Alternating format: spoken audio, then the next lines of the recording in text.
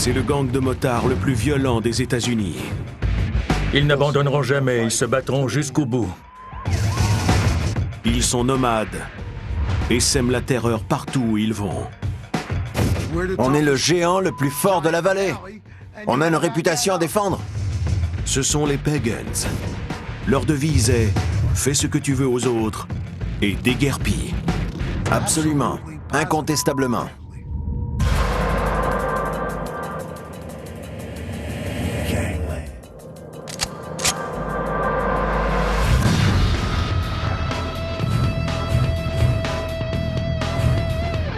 La Pennsylvanie, avec ses aciéries et ses équipes sportives. Une population de cols bleus formée par des quartiers rudes et une éthique du travail puritaine.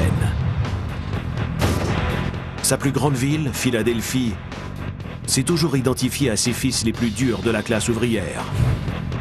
Comme son héros préféré, Rocky Balboa. Philadelphie a la réputation d'être une ville dure. Les amateurs de sport sont exigeants. Ils aiment voir leurs équipes gagner et quand elles perdent, ils ne sont pas contents.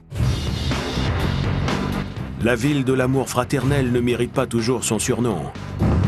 La criminalité a toujours été présente à Philly. Jimmy D, qui a parcouru ces rues quand il était un pagan, la connaît bien.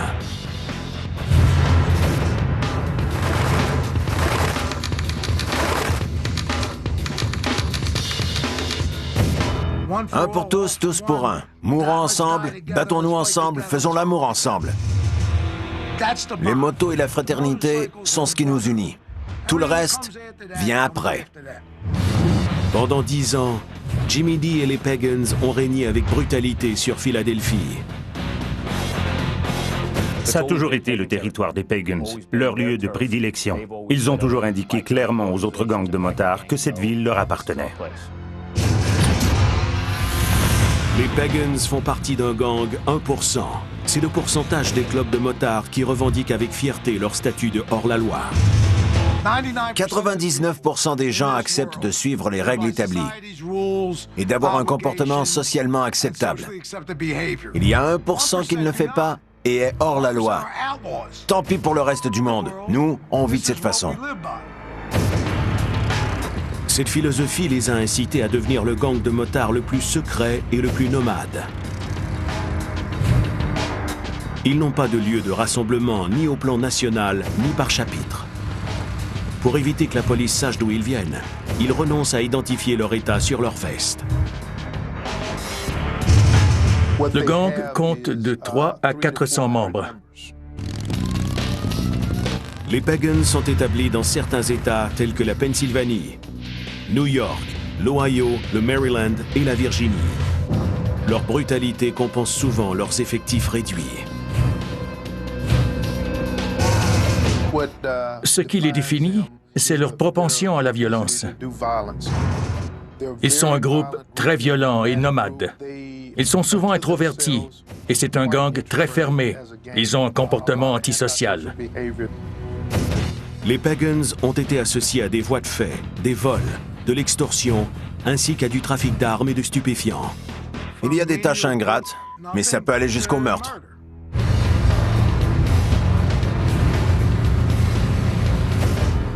Jimmy D est fier de sa vie dans les 1%. Il est entré dans le gang en 1972, renonçant à une carrière dans le football collégial pour vivre comme un hors-la-loi. À l'époque où j'étais au collège, je travaillais dans un poste d'essence pendant la nuit. À 3 heures du matin, on voit seulement 2 sortes de gens, les policiers et les voleurs. Les Pagans arrivaient avec leur moto après la fermeture des bars. J'ai appris à les connaître. Et le reste a suivi. La vie de Jimmy D bascule du côté obscur. C'est à ce moment qu'il commence à garnir ce qu'il appelle son porte-document. La violence dans mon porte-document représente ma vie de pagan. La plupart du temps, il s'agit de bagarres dans les bars, de guerres internes, motards contre motards. Tout ça fait partie du quotidien de pagan. L'idée, c'est qu'on ne se laisse emmerder par personne. Danny a demandé à ce que son identité ne soit pas révélée.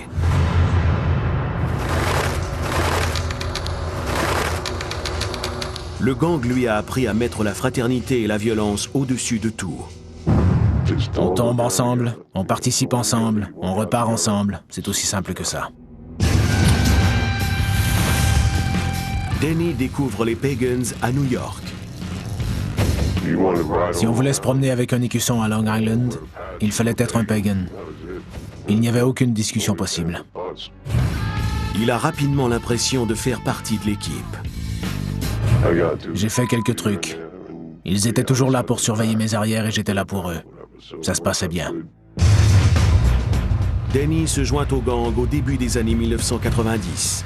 Le jour où il prête serment, son mentor veut s'assurer qu'il connaît ses ennemis. Je suis allé chez lui et il a dit qu'il était d'accord pour que je sois une recrue et que je devienne un pagan.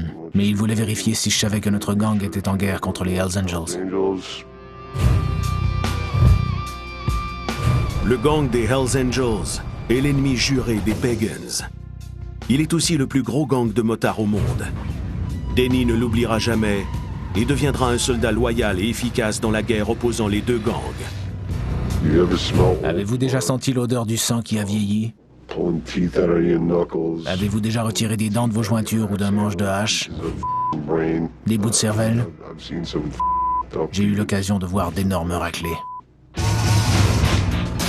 La guerre entre les Pagans et les Hells Angels fait rage depuis des décennies, souvent avec des conséquences fatales.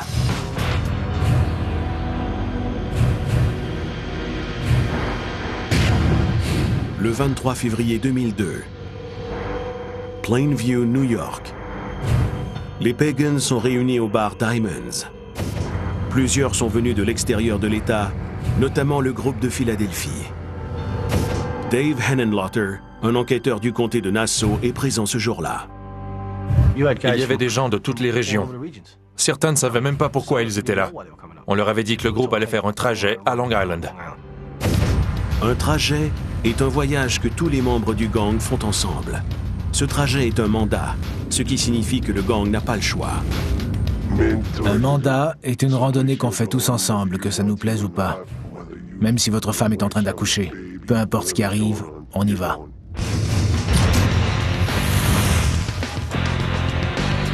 En arrivant, les Pagans apprennent qu'ils doivent se préparer à se battre contre les Hells Angels. Leurs ennemis présentent un salon de la moto et du tatouage, le Hellraiser's Ball, dans un centre des congrès de la région. C'était le premier événement important que les Hells Angels organisaient dans le comté de Nassau. Pour les Pagans, qui considèrent Long Island comme leur fief, la présence des Hells Angels à cet endroit est une insulte. Ils veulent se venger, mais savent que l'entreprise n'est pas sans risque. Certains ont rédigé leur testament sur des serviettes de table. L'un d'eux a légué sa motocyclette à sa fille. Les gars prenaient des précautions, car ils craignaient d'y laisser leur peau. Le Hellraiser's Ball est ouvert au public, ce qui signifie qu'il y a beaucoup de femmes et d'enfants, en plus des membres du gang. Dave Henenlotter est sur place pour faire de la surveillance. J'avais un appareil photo et je passais pour un simple citoyen. Cet homme, l'enquêteur Smith, a demandé à ce que l'on ne révèle pas son identité. Lors de l'événement, il travaille secrètement pour le service de police de New York. Il y avait plus de 300 personnes et il y en avait plusieurs centaines d'autres à l'extérieur. Tout était très calme. Il n'y avait aucun problème jusqu'à ce que les Pagans fassent leur apparition. C'est alors que la pagaille s'est installée. L'enquêteur Henenlotter est à l'extérieur dans le stationnement. Il assiste au début des hostilités. Quand les Pagans sont arrivés, ils ont garé leur véhicule ici et ils ont marché jusqu'ici. Ils savaient ce qu'ils faisaient, car ils avaient tous des matraques. On les a vus arriver avec leurs manches de hache. L'enquêteur Smith voit le premier Pagan franchir la porte. J'ai entendu une sorte de rugissement. Et soudain, un pagan d'au moins 1,80 m et 140 kg s'est mis à hurler. Il tenait dans ses mains un madrier. Ce n'était pas seulement un manche de hache ou un 2x4. C'était énorme.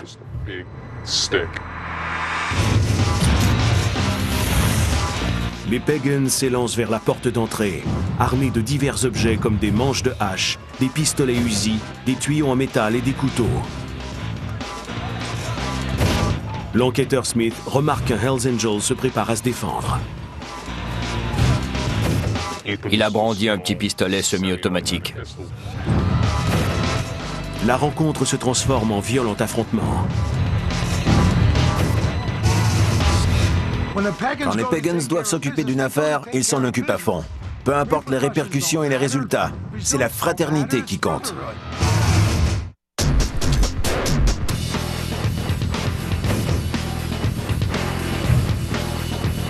Les Pagans s'enorgueillissent d'être le gang de motards le plus violent des États-Unis. Ces nomades sèment la terreur dans le nord-est du pays et intimident tous ceux qui tentent de leur mettre des bâtons dans les roues. Dans leur culture, ils croient que tout ce qu'ils font est bien. C'est ce qui leur a été inculqué.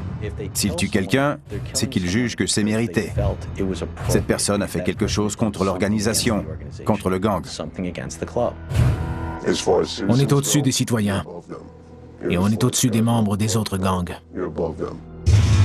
Le code secret des Pagans exige que les membres soient prêts à mourir l'un pour l'autre, sans poser de questions. Si ça ne vous fait ni chaud ni froid, vous êtes le candidat idéal. Ce mélange de brutalité et de fraternité définit les Pagans depuis le début.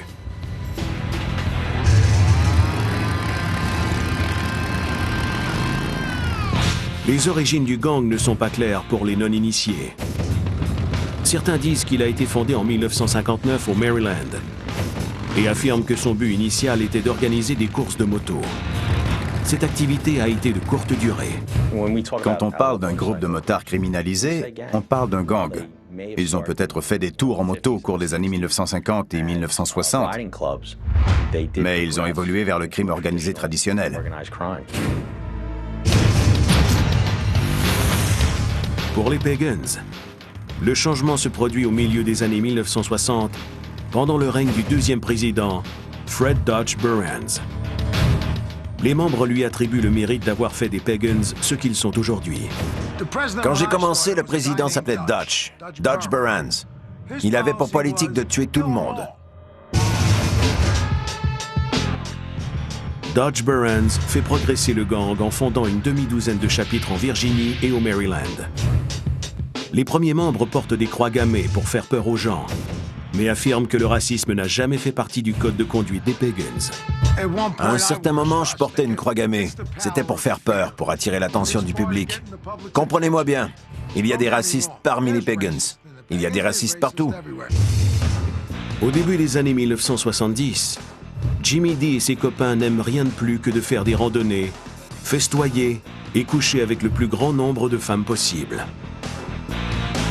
S'il n'y avait pas eu de sexe de groupe, je n'aurais jamais fait partie des Pagans.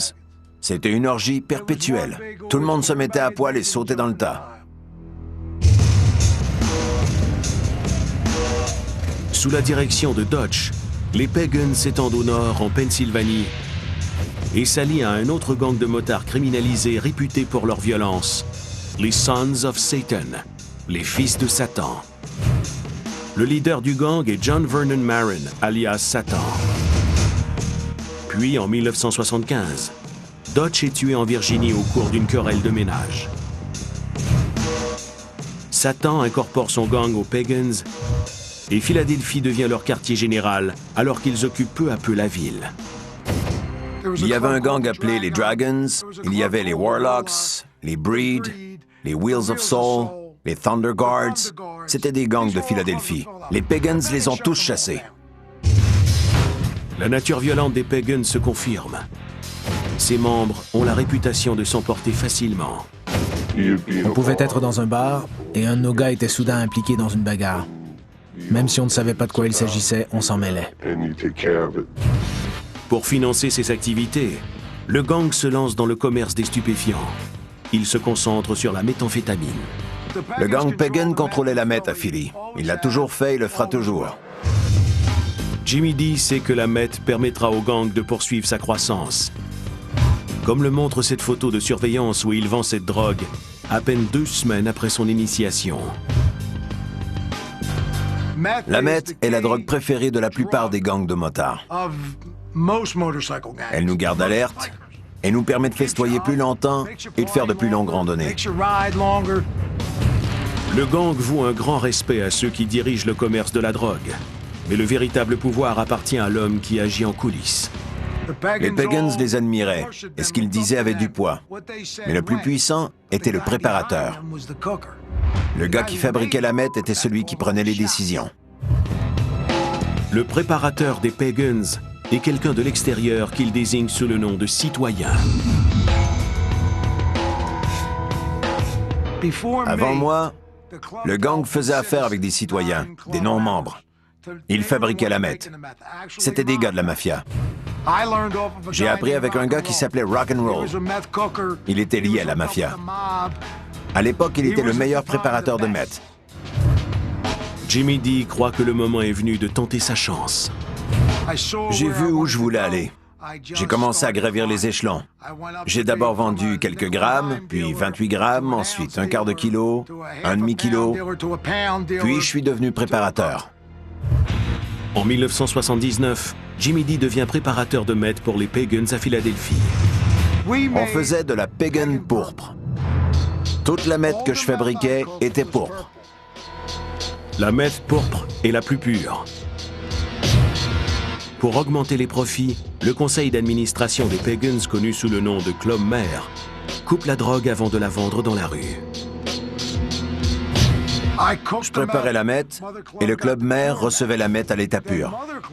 Il coupait ensuite la drogue comme il l'entendait et la distribuait à ses présidents qui la remettaient aux gars des chapitres selon leur rang. Elle passait de pourpre à rose foncé, à rose pâle, puis à blanc. Car chaque fois qu'on la coupe, elle devient de plus en plus pâle. Le secret qui entoure le gang des Pagans fait que le préparateur, Jimmy D, est le seul à savoir si la drogue est pure et avec quel produit elle est coupée. Du mannitol, c'est un laxatif pour bébé. Les gars se faisaient une ligne et devaient ensuite aller aux toilettes.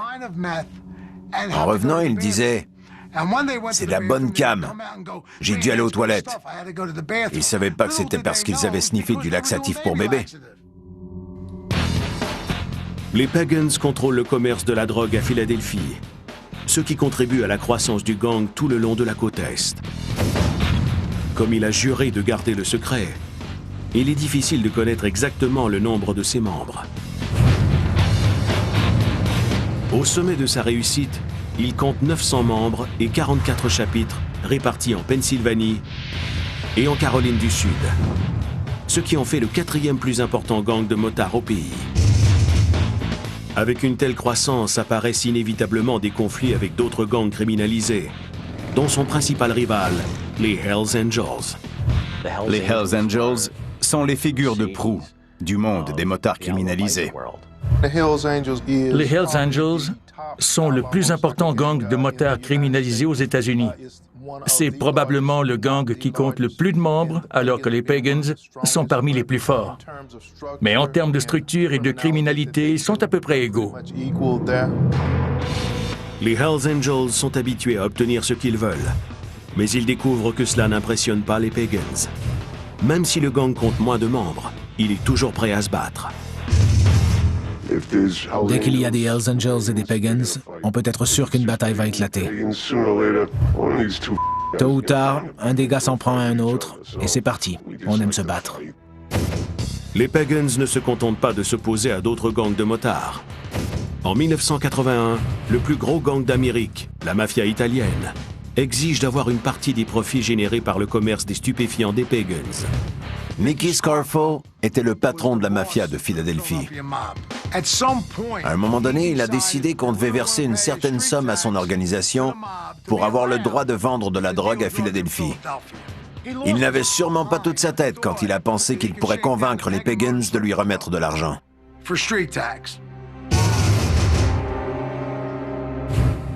La mafia n'apprécie pas le refus des Pagans. Elle tente de faire pression sur le gang en enlevant un fournisseur de drogue. La riposte de Jimmy D ne se fait pas attendre. J'ai convoqué l'équipe de mon chapitre et on a commencé à kidnapper certains de leurs membres.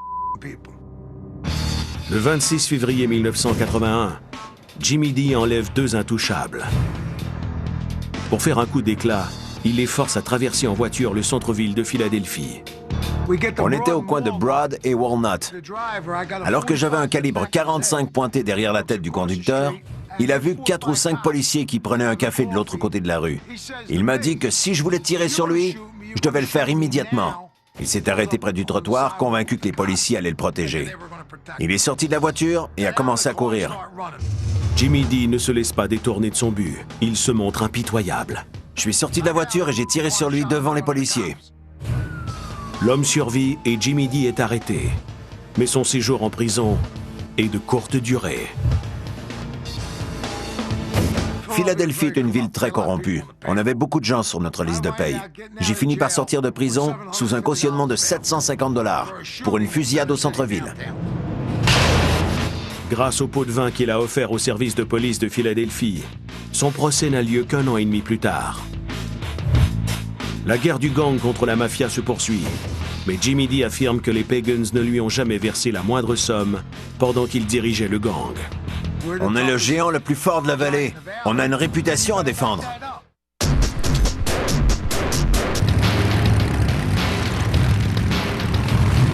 Les Pagans sont un gang de motards criminalisés qui s'adonne à la violence et au trafic de stupéfiants.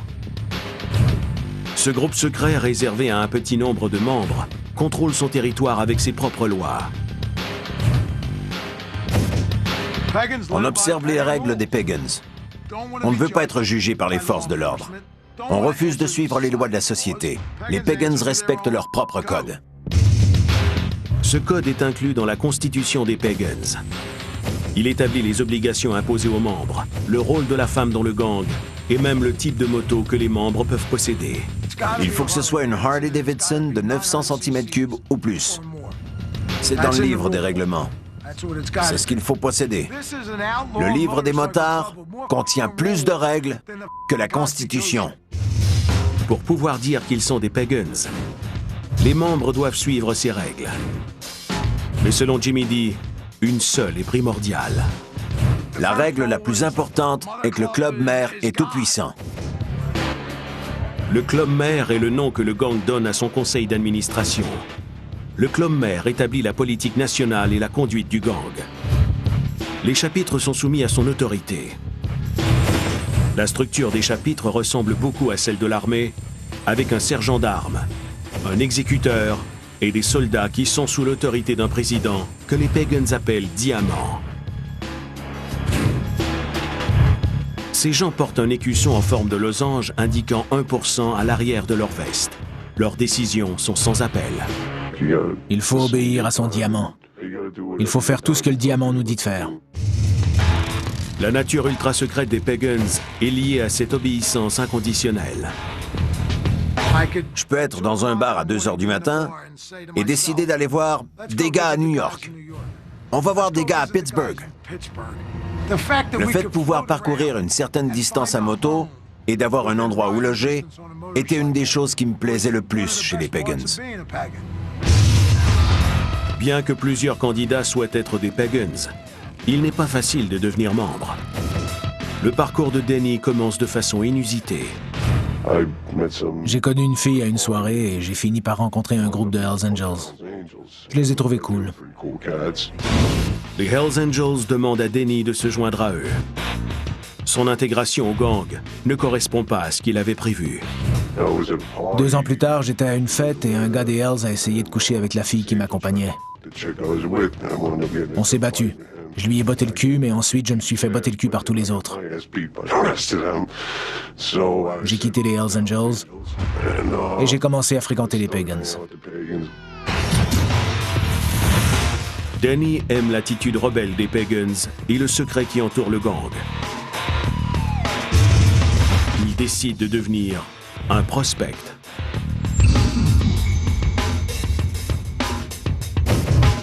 C'est un rôle qui lui donne plusieurs responsabilités et peu de droits. N'importe quel pagan peut te dire quoi faire, mais il y a des limites. Ils ne peuvent pas prendre ta moto, coucher avec ta femme ou toucher à ta maison. Danny passe rapidement de recrue à membre de plein droit et devient éventuellement un exécuteur du gang. Si un gars s'intéressait trop à la petite amie de quelqu'un ou autre chose, on m'appelait et on me demandait si je pouvais m'en occuper. Je n'avais aucun problème avec ça. Souvent, il ne connaît pas les détails de l'intervention. Il n'a besoin que d'un nom. Je suis entré dans un bar, j'ai vu le gars et je m'en suis approché. J'ai pris une boule de billard, je lui ai défoncé le crâne et je l'ai jeté dehors par la porte arrière. Puis j'ai enfourché ma moto et je suis parti. Lorsqu'ils recrutent des membres, les Pagans recherchent avant tout la brutalité, la loyauté et le comportement jusqu'au boutiste si important à leurs yeux. À l'époque, je me débrouillais plutôt bien. Je faisais ce qu'il fallait. J'étais à mon affaire et je ne laissais personne m'embêter. Les Pagans apprécient les gens qui savent se taire. Le gang a mis au point son propre langage pour aider ses membres à affronter les forces de l'ordre. Argo signifie « va au diable » et Nonia signifie « c'est pas de tes affaires ». On peut utiliser ces mots quand on est arrêté par les flics et qu'ils commencent à nous interroger. On crie « Argo Nonia » à tous les autres, ce qui veut dire « on ne parle pas ». La réponse à chaque question est « Argo Nonia ». Argo, va chez le diable, c'est pas de tes affaires. C'est un code qu'on a entre nous. Les Pagans réagissent quand un des leurs est traduit en justice. Ils se présentent souvent en nombre pour tenter de protéger leurs camarades. On peut ainsi voir dans la salle d'audience 10 ou 15 membres du gang qui dévisagent le jury et les témoins. Ils regardent le juge et le procureur d'un air menaçant pour tenter de les intimider et classer l'affaire. Le code des Pagans concerne aussi les femmes qui sont dans l'entourage des motards.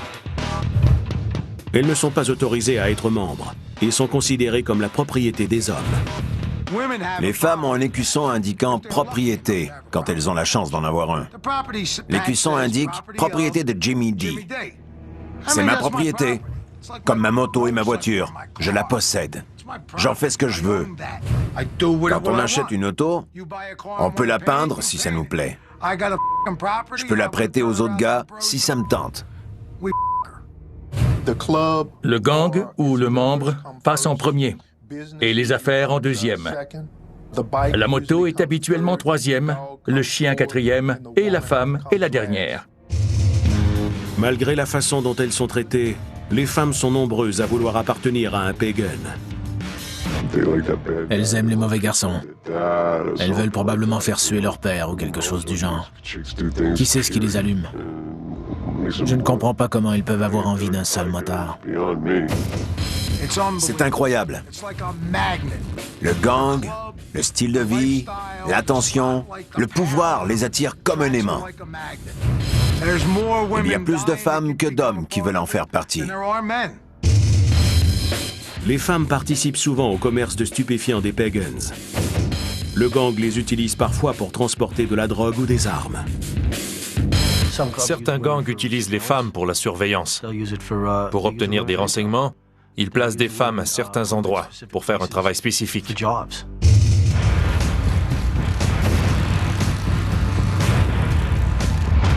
Les Pagans sont extrêmement fiers de leur couleur.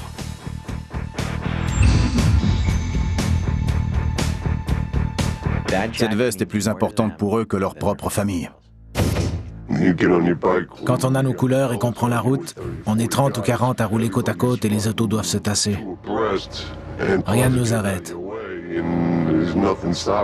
C'est presque une jouissance. Enfin, vous comprenez. Leur emblème apparaît sur l'écusson placé au centre de leur veste. Les Hells Angels ont une tête de mort. C'est un personnage inventé.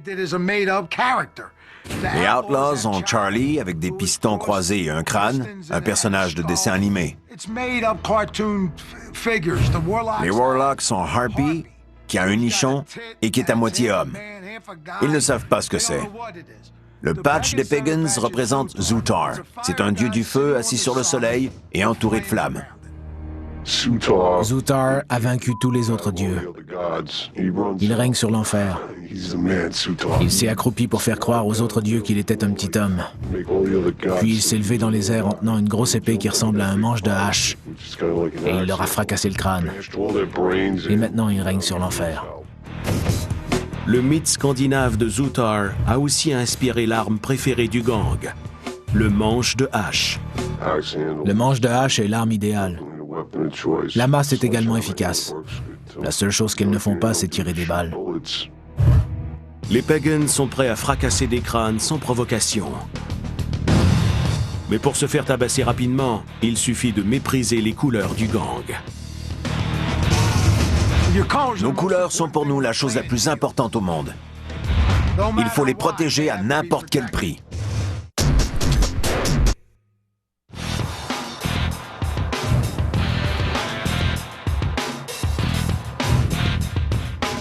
À Philadelphie, les Pagans croient à la fraternité et à la violence. Les motards vivent en Pagans et meurent en Pagans. Ton ami pourrait être le pire crétin de la planète et se battre sans aucune raison. Peu importe, tu dois rester solidaire de tes frères, quoi qu'il arrive. C'est ainsi que ça fonctionne. Le gang limite à dessein le nombre de ses membres. Il croit que cela lui confère un avantage sur les groupes plus nombreux. Quand j'étais un pagan, je connaissais tous les membres.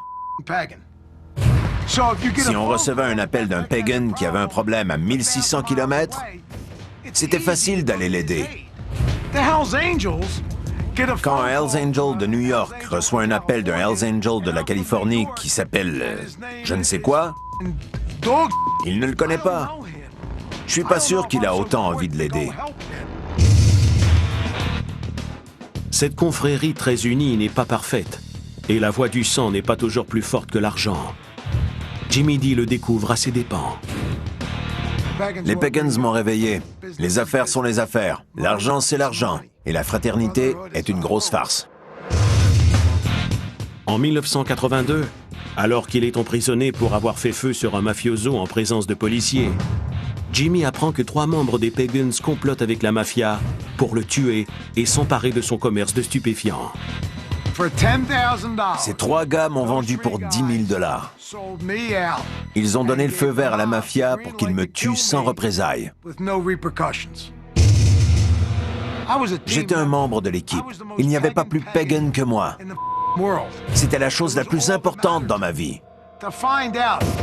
Quand j'ai découvert que mes frères, des gars de mon gang, m'avaient vendu pour que je me fasse tuer, je n'ai pas pu le supporter. Jimmy D décide de se venger des hommes qui l'ont trahi. Il fournit aux autorités fédérales des détails compromettants sur le gang. J'ai dénoncé chacun d'eux. S'ils ne m'avaient pas trahi, je serais encore un pagan aujourd'hui. J'aurais fait de la prison, gardé le silence, et j'aurais été bien considéré à mon retour. C'est parce qu'ils m'ont trahi que j'ai agi de cette façon. Les agents fédéraux utilisent les informations données par Jimmy D pour préparer des dossiers accablants contre les Pagans. Les Pagans ont été impliqués dans 2 affaires importantes en vertu de la loi RICO. Elles visaient les membres du club mère et ont durement touché la direction de l'organisation. Au cours des années 1990, le gang s'effondre. En 1998, Denny en subit les conséquences. À 6 heures du matin, une centaine d'agents fédéraux et de membres du bureau de l'ATF ont frappé violemment à ma porte et m'ont envoyé leur viseur laser en pleine figure. Pas question de me tirer dans une jambe, ils visaient tous la tête. Ça réveille plutôt mal. Les complices de Denny ont témoigné contre lui. Il est condamné à plus de 10 ans d'emprisonnement pour complot. On est censé être tous des frères, forts et solidaires, mais c'est de la foutaise. Quand on se retrouve au palais de justice, chacun veut sauver sa peau. Pendant que les Pagans sont en difficulté, leur plus grand rival, le gang des Hells Angels, occupe peu à peu leur territoire. En 2000, les Hells Angels s'implantent au New Jersey et à New York. Lorsqu'ils tentent de s'installer à Philadelphie, les Pagans décident de réagir. Ce qui donne lieu à l'une des pires guerres de gangs de l'histoire. «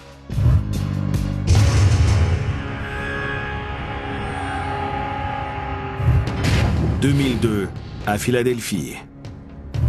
Les Hells Angels commencent à recruter des Pagans et tentent de les convaincre de changer de camp. On ne renonce pas à ses couleurs de pagan pour prendre celles d'une autre organisation, surtout les Hells Angels à ce moment-là. Le premier pagan à devenir un Hells Angel est Tom Thinker Woods, un ancien leader du club mère des Pagans. Il a communiqué avec les Hells Angels et leur a offert le chapitre de Philadelphie. Il a dit que ces gars étaient prêts à devenir des Hells Angels et qu'ils allaient s'occuper des Pagans si les Hells les laissaient porter leurs couleurs. Dans le milieu des motards, ça a été considéré comme un péché mortel, pour ainsi dire. Cette trahison provoque la fureur des Pagans.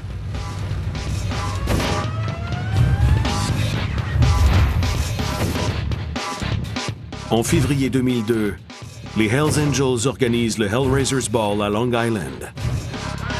Les Pagans croient que les traîtres de Philadelphie y seront. Ils décident de leur donner une leçon et d'en servir une aux Hells par la même occasion. Des appels ont été faits aux Pagans de différents endroits, notamment à plus de 30 membres de Philadelphie. Ils devaient se rendre au Hellraisers Ball et les attaquer.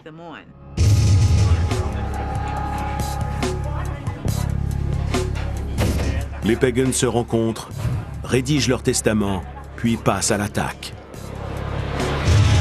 2 ou 3 gars sont entrés et la bataille a commencé. D'autres sont ensuite arrivés et ça a créé un embouteillage. Ils ne pouvaient aller nulle part, il n'y avait aucune issue. La porte tournante ralentit les Pagans. Seuls quelques membres réussissent à entrer. Les Hells Angels ouvrent le feu immédiatement.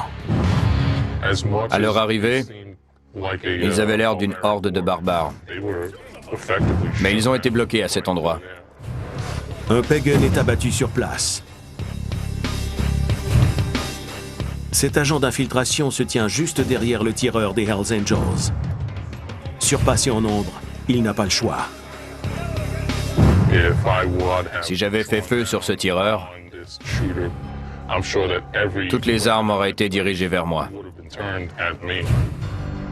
Plus de 500 armes différentes ont été trouvées sur place. Ils se fichaient complètement que de simples citoyens soient présents. Les Pagans sont arrivés en force, mais n'ont prévu aucune stratégie en cas de fuite. La plupart sont capturés par des policiers dans le stationnement. Certains s'enfuient, mais ils portent leurs couleurs et sont rattrapés dans les rues avoisinantes. Au total, 73 Pagans sont arrêtés. 2 Hells Angels, dont le tireur, Raymond Dwyer, sont également appréhendés. Dwyer est accusé de meurtre au second degré, une accusation qui est retirée à la suite d'une négociation de plaidoyer. Il est finalement condamné à 1 an d'emprisonnement pour une accusation connexe de possession d'armes. Les Pagans crient néanmoins victoire. Ils sont allés à Long Island et leur ont fait passer un mauvais quart d'heure. Ils ont botté le cul des Hells Angels sur leur propre territoire. 73 Pagans ont été emprisonnés. Personne n'a parlé. Tout le monde a fait son temps. Ils y sont tous allés pour le gang et ils sont rentrés chez eux. Ils ont affirmé qu'ils étaient prêts à aller n'importe où, n'importe quand, si on avait besoin d'eux. La guerre est loin d'être terminée et les Hells Angels veulent se venger. En mars 2002, une bombe incendiaire ravage un salon de tatouage du sud de Philadelphie appartenant à un membre des Pagans. La police croit à un acte de représailles de la part des Hells Angels.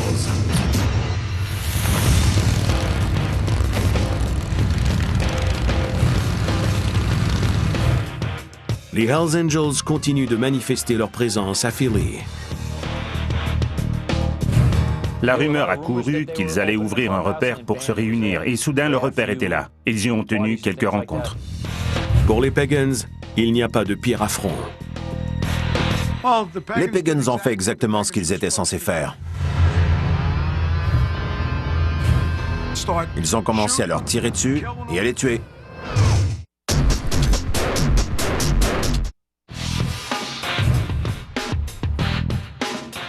Philadelphie a été le territoire des Pagans pendant plusieurs décennies. Mais les Hells Angels occupent peu à peu la ville et la guerre entre les gangs s'intensifie. En 2005, elle atteint un point culminant lorsque les Pagans assassinent le président du chapitre de Philadelphie des Hells Angels, Tom Thinker Woods.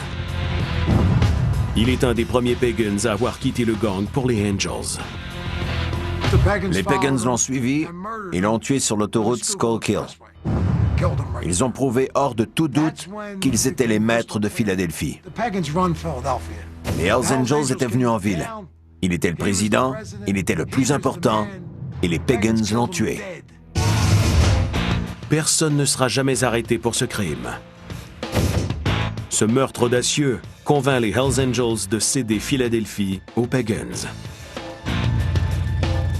Dans le milieu du renseignement, on disait que le niveau de violence et d'agitation préoccupait les membres. Ils estimaient que les problèmes qui en résultaient n'en valaient pas la peine. Je n'ai jamais vu les Hells Angels quitter une ville importante aussi rapidement.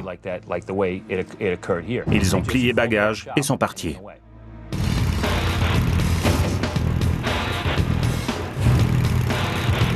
Le gang des Pagans est resté inchangé pendant la majeure partie de son existence.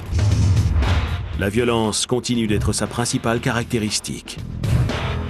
J'ai vu des passages à tabac horribles. Un individu pouvait se faire frapper sur la tête à plusieurs reprises avec des manches de hache. Il était défiguré à jamais. Contrairement aux Hells Angels, les Pagans n'ont jamais voulu être très nombreux. Le secret qui les entoure leur permet de rester sous le radar de la police. Aujourd'hui, les Pagans tentent de reconstruire le gang. Ils essaient de recruter de nouveaux membres pour remplacer ceux qu'ils ont perdus dans leur combat contre les Hells Angels. Les Pagans ont des problèmes depuis une dizaine d'années. D'autres gangs les talonnent pour devenir aussi importants qu'eux. Les Mongols, les Warlocks. Je ne les vois pas abandonner la partie. Pas au profit d'autres gangs rivaux. Pas à court terme. Ils n'abandonneront jamais, ils se battront jusqu'au bout. Je serais surpris qu'ils renoncent. Les Pagans tentent également d'améliorer leur image. Une initiative que Jimmy D déplore. Ils veulent maintenant faire le bien. Ils paradent devant le peloton et recueillent des jouets pour l'hôpital pédiatrique.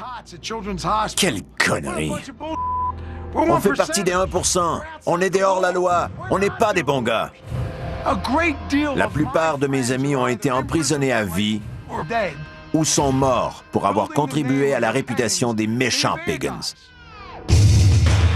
Si le gang des Pagans persiste à rester secret, Jimmy D croit qu'il aura plusieurs occasions de bâtir une entreprise et de recruter de nouveaux membres, particulièrement au moment où les autorités se préoccupent de questions plus urgentes. Depuis le 11 septembre, le gouvernement dépense tellement d'argent pour la sécurité intérieure qu'il laisse le champ libre au groupe de motards. C'est le temps d'agir. Tout l'argent est consacré au 11 septembre et au maintien de l'ordre, et les gars peuvent faire n'importe quoi. Si c'était arrivé à mon époque, je serais milliardaire. Jimmy D est inscrit sur les listes noires du gang. Il dit qu'il en a assez des Pagans.